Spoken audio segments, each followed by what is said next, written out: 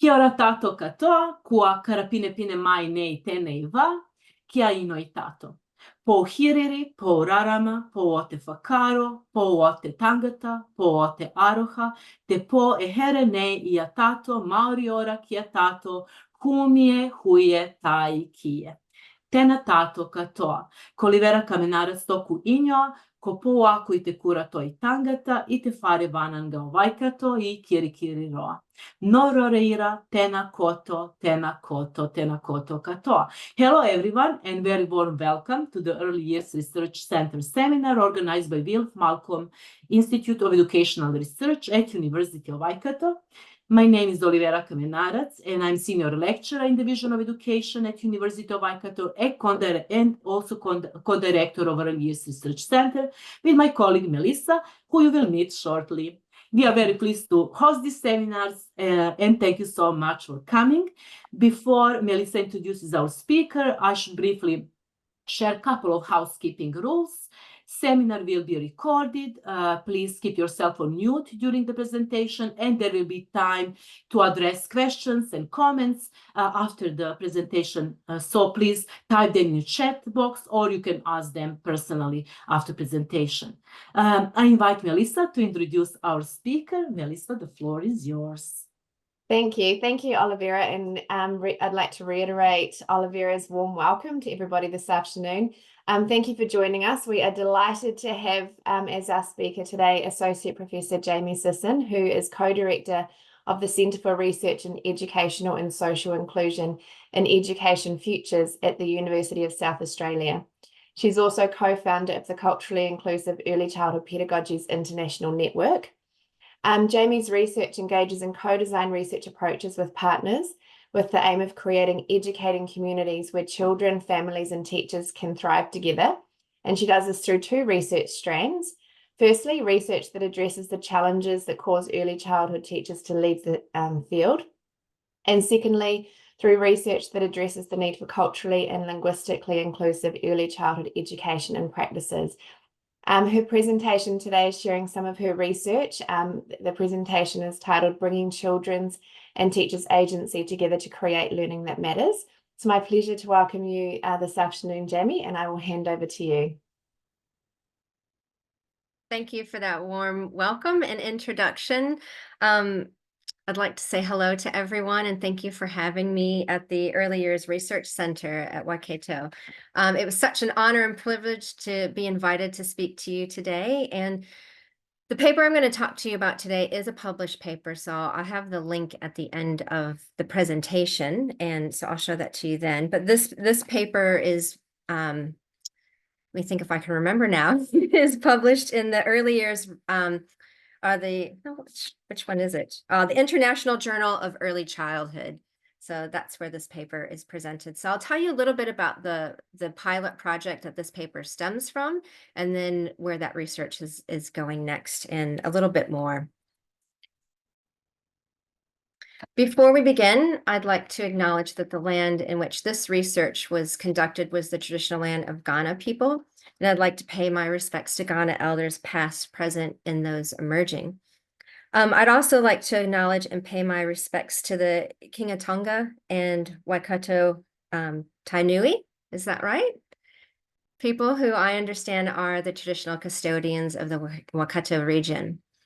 And I'd also like to pay my respects to any other First Nations people who might be with us today or watching the recording in the future. So the reason for and the inspiration for this research is kind of born out of a concern that for many, many years in many different places, colonizing approaches to early childhood pedagogy and education have positioned First Nations people, but also migrant and refugee children as having deficits, and it continues to make their knowledge, their ways of being, even their language invisible in early childhood education settings.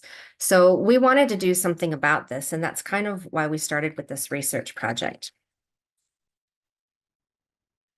So the findings that I present to you today derive from this pilot project that we were interested in conducting with the Department of Education in South Australia. And this project was focused on bringing culturally responsive pedagogies into dialogue with the Reggio Emilia education principles. And the reason for this is because there's many reasons, but one was in 2013 and 2012, around that time, we had Carla Rinaldi from Reggio Children come and do a thinker in residency with us. So she spent lots of time in South Australia and, you know, provided a report of advice of what she thinks we should do to improve early childhood education in South Australia. And at this time, Professor Ira Benarigni was also asked to join Reggio Children's scientific committee. So he's one of the researchers on this project. So as you can imagine, we have lots of early childhood centers who self-identify as being inspired by the education principles from Reggio Emilia, Italy. And so what we wanted to do was look at how do the Reggio Emilia education principles help inform culturally responsive pedagogies, and how to the key ideas from culturally responsive pedagogies help inform the education principles from Reggio Emilia. So bringing kind of these two different things into dialogue and seeing what happens in teachers' practice. Now, when we started with this pilot project, one of the things that we've kept kind of hitting us in the face time and time again was that teachers kept feeling and kept talking about this increased pressure that they had to prepare children for school. And that this increased pressure on, you know, preparing children for a future life, for their school life, was often focused on discourses around scientifically proven curriculum, and particularly literacy focused, and very narrowly phonics focused. And that might be something that I've seen some head nods. Yeah, so we're experiencing that in other places. But also this idea of what Western-centric views of child development, about children developing in a particular way in these linear milestones and progressing children in this way. So that was kind of the dominant discourse that was circulating, and that teachers were feeling this enormous amount of pressure, and it was driving all of their work. So a common pedagogical struggle that teachers that we were working with kept talking about was engaging children in these super diverse contexts, engaging very diverse children with coming from different language groups, cultural groups, getting them to engage actively in planned interventions and activities that the teachers were coming up that were focused on, you know, these dominant discourses of scientifically proven curriculum, because that's what they were asked to do. You know, you've got to lift your literacy indicators. We want you to focus on phonics, but the children aren't participating in that. So that was a struggle that across the board in all the centers that we were working with, that they were struggling with, is how do we engage children? Because the children don't want to engage in these things. You know, they're running away from us. So that begs the question, what does scientifically proven curriculum even matter if children are engaging with it?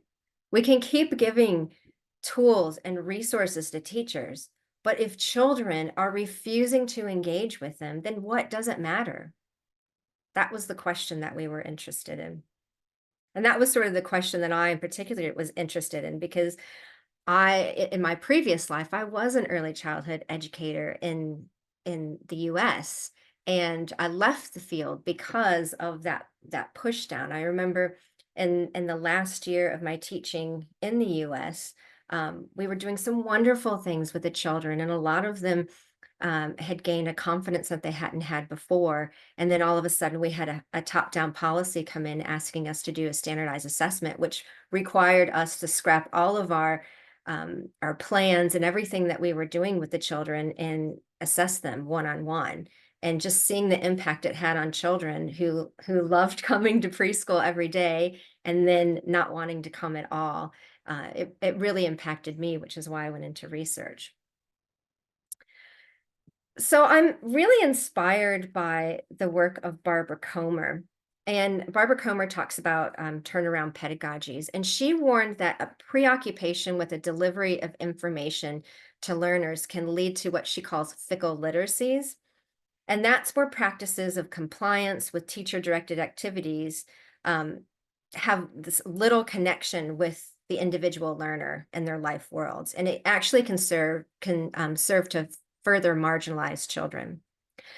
So even 6 years later, so that was in 2017. Now, fast forward to 2013, just last year, Comer and Hayes argue that teacher listening still is a practice that's under-researched, and that listening really matters in education. And we're not researching it, and we're not doing enough of it. So they call for research on how teachers acquire repertoires that interact with learners to make learning more meaningful.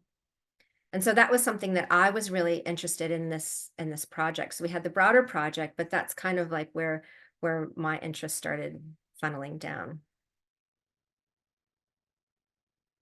So as I mentioned before, working with the with Regio children was something that a lot of our sites were interested in, and many of them were self-identified as being what they called Regio inspired. And so they had been previously engaged in a Regio educational principles project that many of them had been partnershiped in before. So the case study I'll share with you today particularly connects with Rinaldi's Pedagogy of Relationships and Listening, and many of them in the project had already read this and engaged with this reading. And in fact, they quoted it often. So pedagogy of listening is described as a search for meaning where all parties involved become knowledge co-constructors. And one of my favorite quotes is this quote from Carla Rinaldi, and she says, "Our way of listening means to be open to doubt and uncertainty. This listening means to be open to being in crisis, to accept frustration. It is not always bad to be in crisis," she says, "because it means that you are changing. The problem is if you're not in crisis, because it means that you're not really listening to the people around you. To be open to others means to have the courage to come into this room and say, I hope to be different when I leave, not necessarily because I agree with you, but because your thoughts have made me think differently." And so that was something we kept coming back to because they read it so often, and we wanted to come back to that in different ways.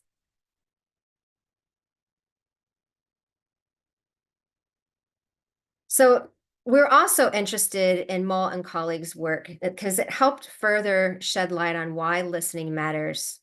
And it matters because children arrive with what they call rich funds of knowledge and funds of identity that are important to who children believe they are, to how they connect with the world around them, how they connect with the people around them, and how they understand and interact with their world.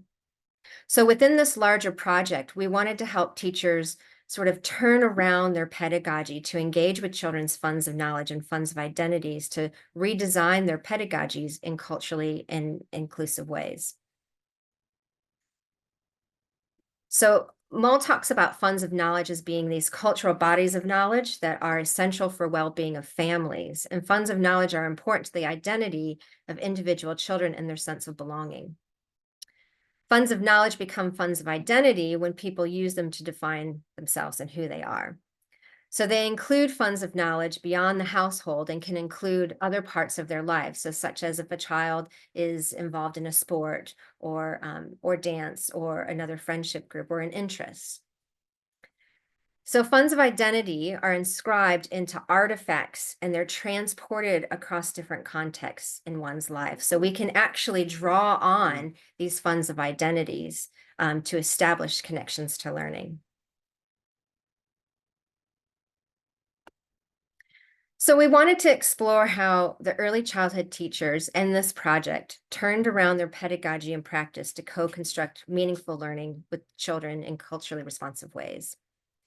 So we used what we called a nested approach to do this. And so what that did was we wanted to focus on giving teachers agency over their professional learning. So we engaged them in critical action research. So their job was to think of a pedagogical challenge and to conduct critical action research on this challenge so that they can try some new pedagogies informed by the theories that we're talking about in this professional learning community that sort of sat around that to support them. And so in the professional learning communities, we sort of walked the teachers through this, through these methods for critical action research and supported them in thinking about, how do they develop their question, how they might research it in a way that it wasn't separate and extra to their work, but in a way where it could be embedded in their everyday practice. Because another thing is we didn't want to overload teachers with something that was seen as an add-on, but that's something that could be seen as important part of all of their work all the time.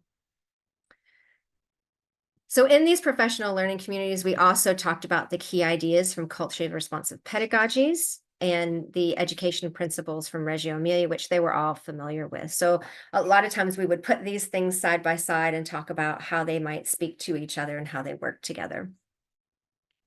And then what sat around all of that was the research that we were doing as a research team, which was looking at the experiences of the teacher researchers and looking at how they experienced being together in this professional learning community, how that brought together an assemblage in a way that informed their pedagogy in different ways, and then look at how they spoke about the impact on children and their practice.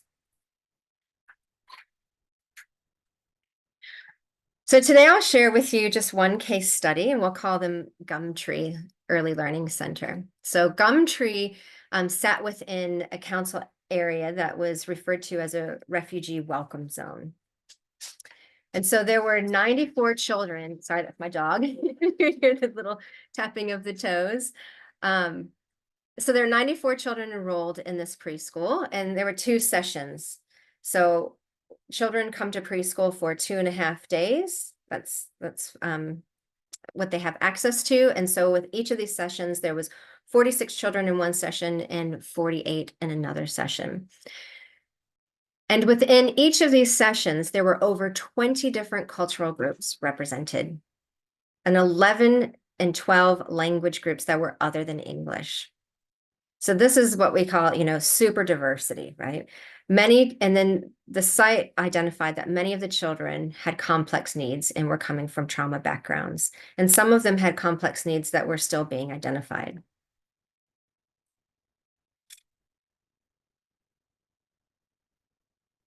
So the pedagogical challenge at Gumtree.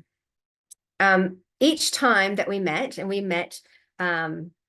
met twice every term for the whole year. And every time that Gumtree came, their pedagogical challenge was sort of focused around this group of children that they lovingly called the runners. So the runners were a group of 20 to 25 children, depending on the day, who would spend a large portion of their collective time, just collectively running, just rampant running. And this phenomenon had been occurring every day since the start of the year. So that was 2 months before the project began. Imagine, just running. So the director, Christy, said the children spend their whole day just lapping the yard like a conga line. One starts and they would all just join in the line. The teacher, Rebecca, said, we had a large group of children running, and in term 2, it wasn't really settling. It's normal for children to run, she said at the beginning of the year. But we realized they were just run and run and run. And no matter what we did to try and support them, it just kept happening. So they couldn't stop it. It just kept going. So if you can imagine when they came to our sessions, they were just feeling like, what are we going to do? They're not participating in our learning experiences. So another challenge that sort of surfaced as we were discussing more was that there was a challenge with this loud discourse of school readiness. And the leader, Christy, said, at the moment, the last couple of years, there's been a big push with being a world-class system. Within 10 years, the big push is on literacy, particularly reading. It's kind of like everything else has fallen to the wayside. She said, you've got education directors who are our line managers, and they're saying to them, we've done enough well-being. All right, let's push past the well-being. Now you need to focus on the big push, which is literacy and NAP plan data. and you've got to be a part of this. So what they had were these sort of district groups where preschools would interact with the feeder schools, and so get everybody on board with the same goal, and that was increase literacy and NAPLAN data, which is the standardized assessment.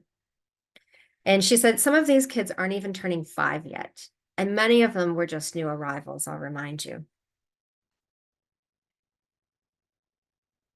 So for this analysis, thinking about what was happening at this site, I kept thinking about some of the reading that I was doing with Deleuze and Guattari and Berard's work. And I kept coming back to these ideas about assemblages.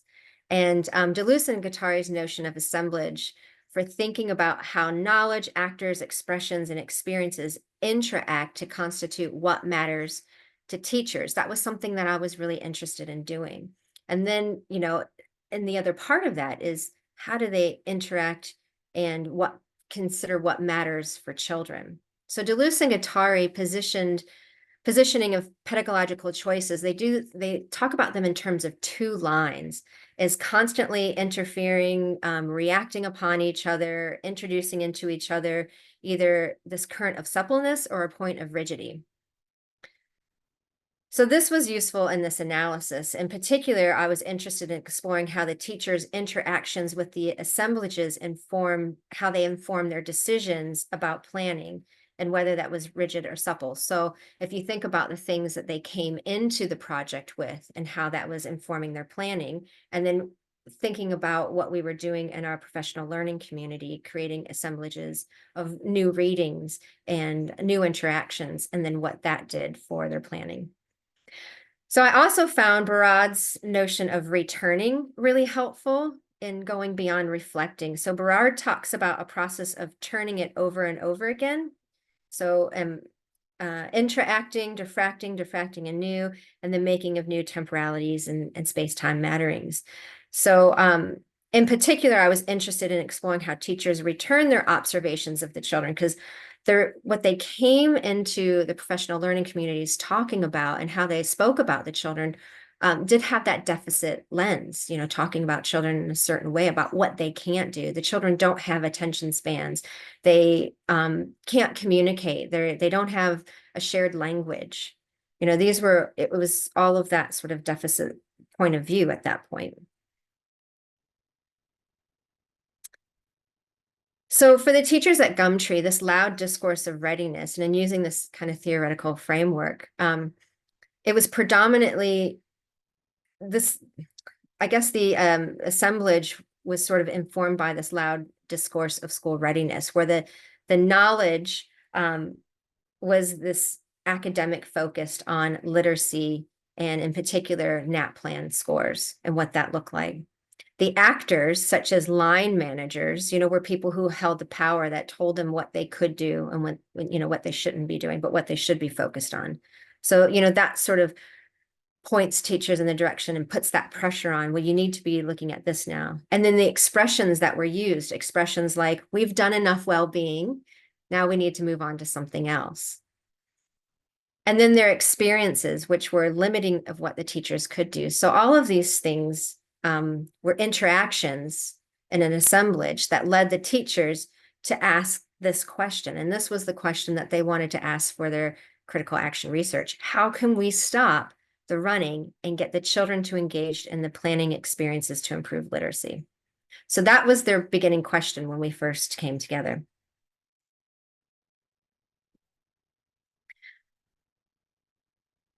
So this dominant discourse led the teachers to have this first reading of the running phenomenon. So when we talked about it, the first reading was guided by their attention to literacy requirements for school readiness and children's developmental goals.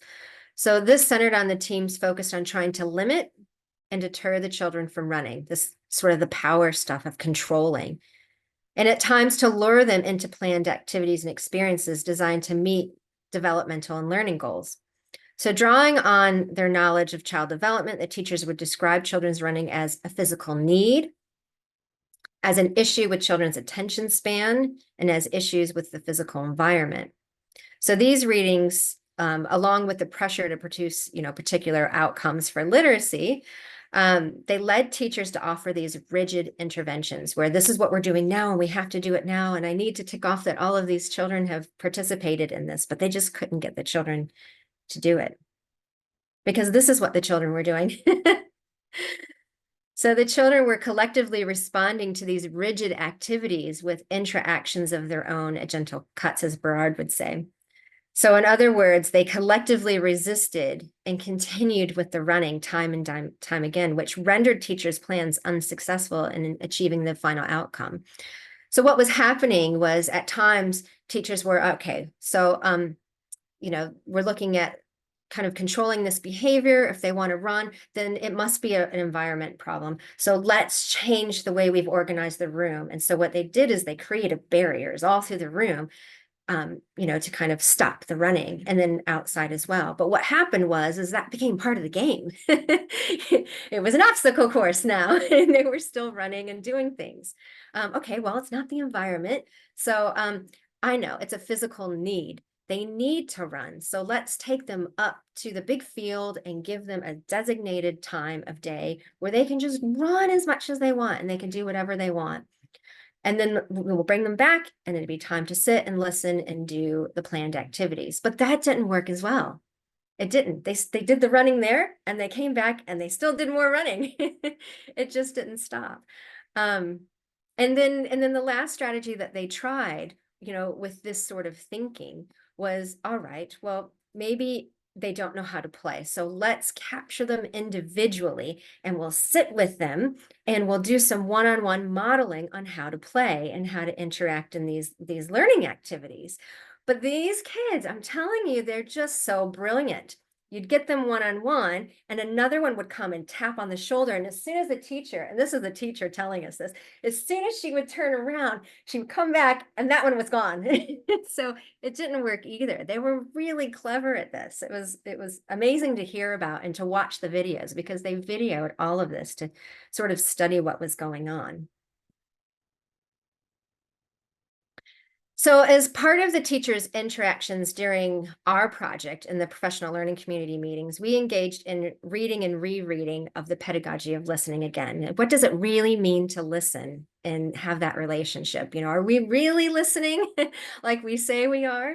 And we also introduced them to Mull and colleagues' work around funds of knowledge and funds of identity. So these new interactions provided an opportunity for teachers to return to the running phenomenon with a new focus, a focus on listening to learn about the children rather than listening to assess where they are. So you see how these new interactions, were offering something new and different. So after they engaged in these interactions, the teachers actually changed their research question to these questions.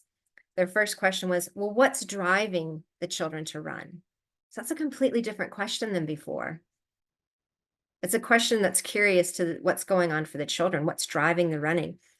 And then the second question is, how can we connect with children's funds of knowledge and funds of identity to make learning more meaningful? A complete shift in their research question from controlling children to engaging with children in meaningful ways.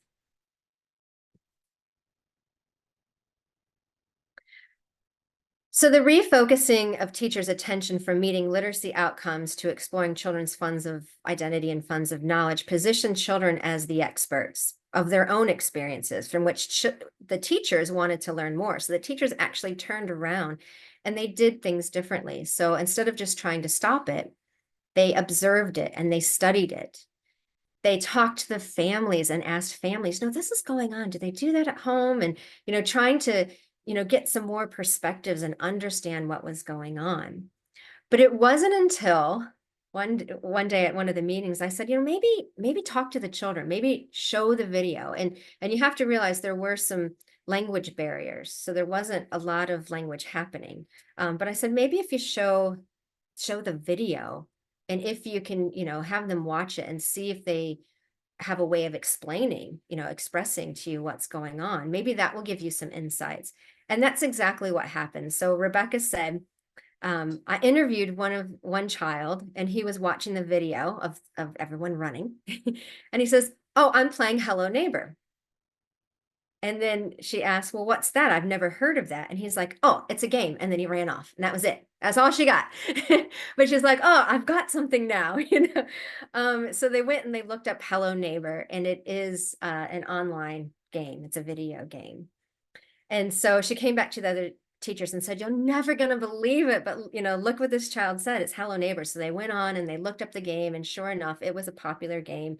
And then when they talked to the families about it, sure enough, the pieces started falling together, and that was one of the games. But there were many other games that the children were playing too, that it wasn't part of the teacher's knowledge base. So they weren't plugging into that. So they weren't understanding that the running actually had purpose. So rather than focusing on children's minimal engagement with interventions and activities as being an issue with children having a short attention span, the teachers started to shift their focus to see actually the children were participating in this running for such long periods of time that happened now up in term 3, like 3 terms of doing the same game actually showed them that children had a capacity for a long attention span when what they were doing actually mattered to them and connected with their funds of identities. And so that was like, boom, the light bulb moment that came for the teachers. So then they started to see that children actually had these amazing relationships with each other. Even children that didn't have a shared language, they created a shared language in this game. Some of the children had never even played these games before, but they found a way to communicate, to collectively design something together that meant something to all of them. It just didn't mean something to the teachers. But once the teacher turned around to it, she was able to engage with them and sort of plug into that as well. So this strength-based rereading of the runners led teachers to make more supple pedagogical choices. So in turning to their life worlds, the teachers started showing interest in what the children were interested in, started suspending judgments about children's digital lives, because in the beginning they thought, oh no, there's a digital games, we don't want to go there. But then after they started talking about it, it is a part of children's lives. And if we, create that as separate because it's not part of our lives and we disagree with it, then how are we connecting with their life world? So let's find ways that we can connect with their life worlds in a meaningful way, but also help children be critical consumers of what they're engaging with online. And then they started engaging the children in co-designing learning experiences and building their repertoires. So pairing some of the runners with some of the children who weren't engaging in the running to design new learning experiences that were meaningful to everyone. So for instance, one of the running scenarios, they picked up that because they were knocking stuff down. This is one of the more destructive ones. They were just running through and throwing things and knocking things down. And then they found out that was about angry birds. They were reenacting angry birds. So instead, what they did was channeled it with a group of children in the block area to say, we've got these kids who are really good at using these blocks. So can we combine these ideas together and create a game of Angry Birds with some of the block materials? And so they were able to do that, and that lasted for quite a while.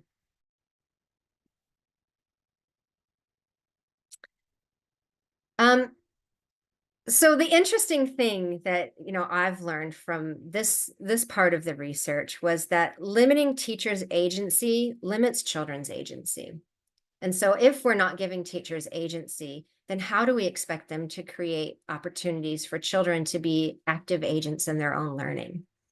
And I think that's something really powerful, particularly now in thinking about what's happening around behavior management and control and packaged curriculums. And that's something that we really need to think about. And for me, it really highlighted the importance of the intellectual work of early childhood teachers and how this requires opportunity to engage in assemblages of interactions with alternative narratives, thinking of things beyond what's useful. It also signified the importance of professional learning communities and action research, and having that opportunity to return observations over and over again, not just to analyze them once through one lens, but to go back to them again and think through theory, think about them in another way, engage with different perspectives. And then finally, the importance of connecting with children's funds of knowledge and identities, and how that is important to creating meaningful learning and experiences that matter to children.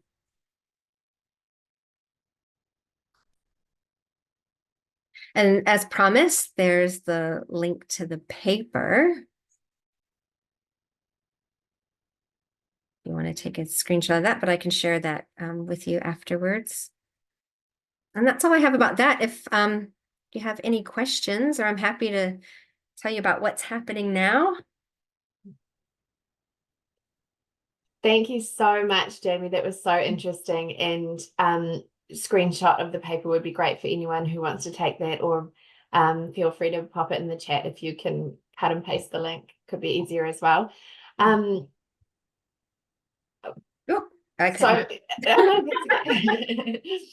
So many wonderful things that you shared, and so interesting. I was also admiring their fitness and running all day as well. Olivera, did you want to, or questions? I'll let you facilitate this part if you like, Olivera.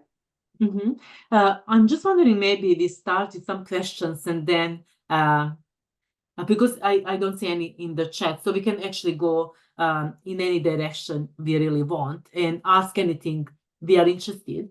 And while we are maybe waiting to people, for people to jump in, I just want to actually kind of make a couple of points. It's really fascinating how policies and that kind of focus on very strict curriculum shapes and constructs what we believe literacy is about.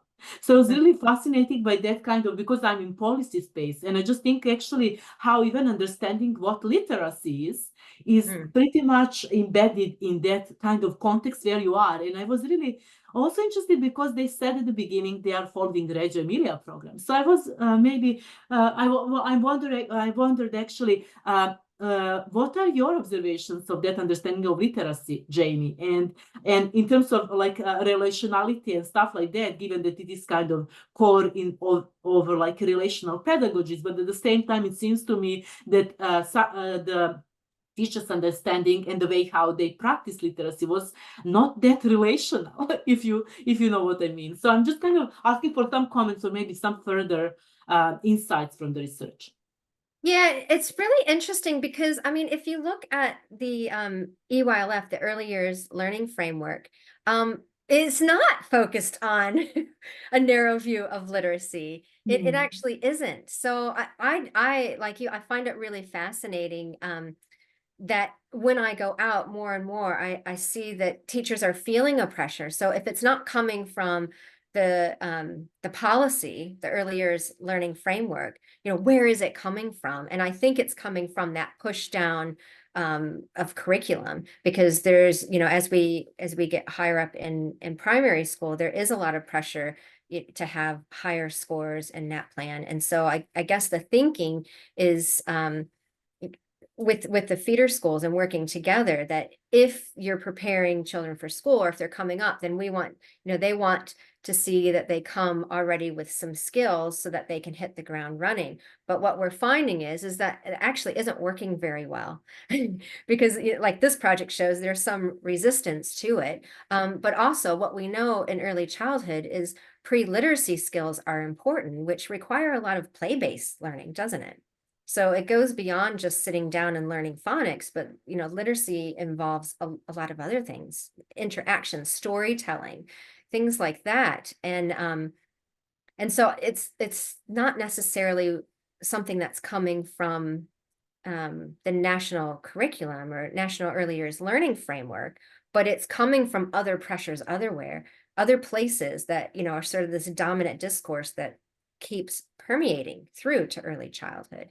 And I think that was the important thing, is having, they were feeling this pressure of, oh, we've got to increase these scores. And, if our children aren't doing this by, the end of the year before they go to school, then it's not going to look good on us. And my point to them was, but the children aren't doing it now with what you're doing. They're not engaging with it. So you're not going to have them to that point. So let's look at it differently, and to have a really supportive early childhood director who's in that setting to say, yep, I agree, it's not working, let's try something new, they actually were able to get the children involved in other activities and actually make some more gains and learning their home language. Literacy is bigger than just English language. It's, learning home language, it's making those connections. And I don't know if you're aware of Jackie Duarte's work, but, she talks a lot about that, of language mapping and looking at the language of families and bringing that into the classroom. So, and this, what I shared to you today was a pilot project. So now we've gone on to a funded project through the Lillian DeLissa Trust. And in that project, we're looking at culturally and linguistically responsive pedagogies, because there was such a literacy focus in the pilot project, which was more on culturally responsive and the principles for Reggio Emilia. This one we focused on culturally and linguistically, because that was coming through as being important. So in that project, I'll show you the slide for that. And in that project, in the first year, what we are focusing on is, in the first year, it was culturally and linguistically responsive engagement with families. So that way we get families involved in sharing home language and to come in and to help create, for instance, bilingual books, because what we found is a lot of sites didn't have access to bilingual books, but many children, we were doing a little bit of a book audit, and there are lots of children who don't see themselves in the picture books that are on offer and don't see their language represented. And, that's really sad. So we wanted to have a little bit of change to that. So parents are coming in now and reading with the teacher, reading in home language, and, just seeing how that turns around and just the light. And as the teacher says, just seeing children's eyes light up when they hear maybe not even their home language, but they hear another language that's different than English, has really had an impact to how children feel that they belong in that space. But that's probably a really long-winded answer to a very short. No, that's actually very good to know, because the one of the things that I was also interested is actually you do see any progress and any kind of change in terms of teachers' understanding of literacy, given that this was pilot and now you worked with them for some time. It was a great answer. So I'll just leave a space for some other people to engage or maybe comment with their questions and Thanks, Olivia. Jamie, just really a question from something you just said now. Some of the work around what I've often encountered in New Zealand early childhood centres is from migrant families, a real desire for their child to learn English, perhaps not in a bad way, but perhaps not understanding that it's not one or the other, right? You can certainly learn English, but also retain home languages. Do you find the same thing in your work with, bilingual books, for example, feeling that they need to discard some of that in favor of English? Yeah, absolutely. We are finding that. And so the approach is to get into more dialogue, to engage with families and say, well, look, I know you really want to learn English, but we also want to learn your language, because children learn English better when it's in context with their home language. So helping, parents understand that. But one of the sites, well, actually two of the sites that we're working with now, one of the things that they decided to do was to start learning the languages of the children, and just the simple thing of taking the small step of trying to learn the greeting of a child's home language for when the family brings them, and to say the language, the greeting, and then the parents look and go, did you just speak my language? And they're like, I tried. And then, everyone has a big laugh because maybe they said something wrong or they mispronounced it. And then what it did was it really lowered. One of the things that we're talking about this year is lowering atmospheric walls. And that was inspired by the work of Sarah Ahmed. She talks about, in Zimbalist, Michelina Zimbalist, they talk about affective atmospheres. And that we have these atmospheric walls that are in place that stop, people from feeling like they belong, or stop them from entering, or stop them from interacting. And so what we noticed is parents were saying, school is separate. I don't want to push in because, it might be a cultural thing, or I don't want to seem pushy. I don't want to seem like I'm pushing my own agenda. So parents were feeling actually really worried about, coming in and speaking and saying things because they felt self-conscious. And oftentimes they were apologizing for the fact that their child didn't have a lot of English. And so what our teachers are doing is saying, oh, no need to apologize at all. I think it's wonderful. And I can't wait to learn some of, your language as well. And the other children are looking forward to learning about your language. And so it really helped to lower these walls. And what we've noticed is that parents are interacting more and they're wanting to come in and be a part of it because now they see it as a safe place. Yeah. Thank you so much. It's interesting, some of the work with families around this as well, and that apprehension and atmospheric walls is an interesting way to describe it. Feeling like they either, they're not a teacher, so what could they possibly do? I hear that a lot as well in some of the work with families, which is nice to have those conversations and hopefully break down some of those walls. Actually, you can do a lot. You don't have to be a trained, early childhood teacher to foster children's learning. So thank you. Others, I'm not sure if others want to jump in with a question or a comment. I just wanted to acknowledge how fascinating it was, Jamie. I've done my research areas around student voice and how that interacts with teacher practice as well, and that whole idea that teachers are autonomous can kind of be quite dangerous too. So it's that whole entanglement of teachers and discourse and pressure, and where teachers because I'm not early childhood and primary, that whole idea around the spaces that they'll create for children and voice and bringing agency together is really interesting to me. So thank you. And I'm trying to work with affective atmospheres at the moment too. So it's interesting to have someone else mention that too. And yeah. So thank you very much. Good. I'd love to hear about your work. I'm really, we got into Zimbalis's work, or we had him actually come visit, and he worked with us. So it was just amazing for Michelina Zimbalis to come to our professional learning community meeting, to have the teachers actually present their action research on lowering atmospheric walls with families. So they presented what they did, their critical action research projects. And they're presenting, they're saying, and Michelina Zimbalis said, who's sitting in front of me?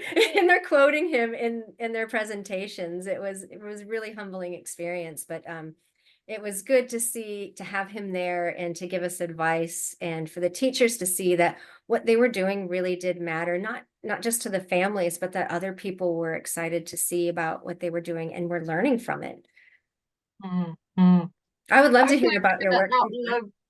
Hopefully we're going to outlive the current discourse around prepackaged curriculum and preparedness, and for some kind of future, hopefully we'll get beyond it again.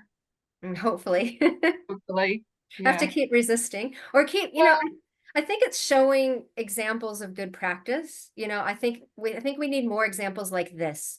We need to make these examples visible. Like, this is what's possible. And the fact that it just really turned around, not only were the children, scoring better in the literacy indicators, but they actually loved coming to their preschool. They loved being there, and they felt like, the families could see it, and it just really changed the whole feeling of it, the atmosphere. You've got that embedded respect for children in early childhood as well, that the children chose not to engage, whereas I was thinking about translating that across into a primary classroom where there would not be the other opportunities. They would not be able to run, because if they did, they would be considered a runner in a different sense, that they'd taken off or that they were disruptive. So that whole embedded the children chose not to engage as a meaningful thing, that even in itself, that's quite a lovely discourse to have intention with the official discourses as well coming down. Yeah, So thank you. absolutely. Thank you, Emily. Mm. Mm. Thank you, Jamie, for such amazing presentation. I'm really impressed by the research you have done and you're going to do. I'm currently studying as a PhD student, as I'm still on my proposal stage in ECE, and my research focuses in assessment for learning in ECE space from the teacher's perspective. So my question for you would be, how you think the assessment sit in the pedagogy and your research? And then also, as you mentioned at the beginning of your presentation, the changes in the US, the suddenly changes to the summative assessment and the children's engagements get reduced. But in this scenario, you give them more choices, more followed to more power to children. Then how, from teachers' perspective, how you think or where you think the assessment can fit in there, and what type of assessment can fit in there? Yeah, it's a really good question. And I think when I was a teacher, I definitely didn't have any agency because and I didn't tell you this part of the story. I did have agency, but then my agency was taken from me. So we had the standardized assessment and I saw what it was doing to the children. So I actually resisted and I stopped doing it. And at the end of the year, the question was, well, where are your scores? And I said, well, I don't have any because in my comment was, I don't believe in child abuse. And that was my comment. And said, oh, very funny. We agree with you, but we need to do this to get our funding. So it's important that you do it. And I couldn't see, it took up so much of the day. There was no pedagogy. So in that sense, when we were doing that assessment, it took so many weeks because the teacher had to sit individually with every single child. There was no other engagement that I could have with them in a meaningful pedagogy. So it took away everything that I could do with them. So that's, on one extreme. And I believe they've moved away from that now. But what we have in South Australia is we talk about having a cycle of assessment informing. And so assessment, not in the terms of sitting down, doing flashcards assessment or, written assessment. It's more about observation, about observing children.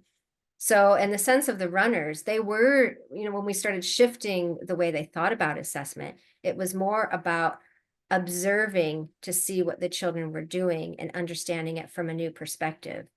So instead of separating and saying, okay, they don't have language because they can't do language in this narrow context, which is, this context that I've designed, because they can't sit still and they're not engaging with me, they don't have language and they don't have attention span. So broadening up the assessment to see, let's look at children's everyday experiences and where can you see evidence of long attention spans and engaging in communication in different ways. So then once they kind of switched their thinking from assessment needing to happen at a certain time and place to seeing it happen in context, they could actually see children having higher capacities than they were able to see before.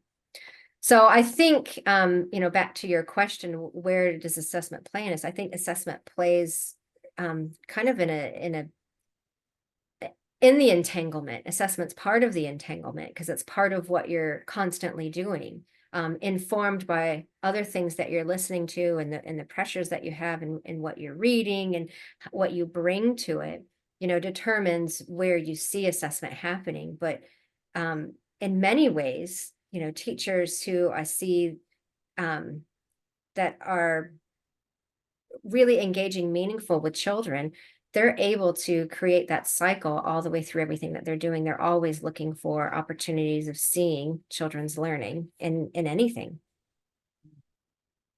Is that what you're finding? What are you finding? Very similar. I think as more have the it's more about the power shifting between the teachers and the children. And sometimes we give the children more choices and follow their interests. And sometimes we can facilitate that interest, and we can guide that interest towards more learning. And from you just described, so more observation from the teachers, and just give the like from the background, and follow the pattern, follow the trajectory of children's interests, and then we can get a better idea from the children how we can foster their learning. So mainly it's about what sit at the background, how the teachers can do when we look at in this type of teaching and learning scenarios. Mm. So Yeah, that's and I what think it goes, yeah. I think it connects to really nicely with what Emily was saying too. It's, relational. And so when we're moving and following the children and seeing what they can do in those contexts, we're developing that trust in that relationship, so that then maybe later when, there comes to a time where we need to sit and do assessment in a particular context, because there's been this relationship that's been built, then they're more able to be successful in that scenario as well. Yeah, totally agree. Thank you. Thank you so much. Bruno just sent a message that she needs to leave, and I think actually we are a bit actually at the time. So I will just close us with another karakia. But before I do that, thank you so much, Jamie. It was amazing, and so many actually questions. One of them we are not talking about now, but I'm just thinking about also teachers and their understanding of their cultures and their identities. As you kind of said, something like teachers agency, if it is limited, it limits children agency, so that even understanding or maybe assumptions that we can't share our cultures might lead to all other kind of limitations that you just spoke about. But anyway, thank you so much. It was amazing to have you with us. I will close this with karakia, and I want to thank you all for coming today. Mate whakapuna, mate tumanako, mate titiro, mate whakarongo, mate mahitahi, mate manawa nui, mate aroha, kataia tato tihei maori ora. Thank you so much for coming, and we will see you soon in some other seminar, probably later this year. Thank you. Thanks, everyone. Thanks, Yeah, Jamie. thank you. Thanks, Nice meeting you everyone. all. It was a pleasure meeting you.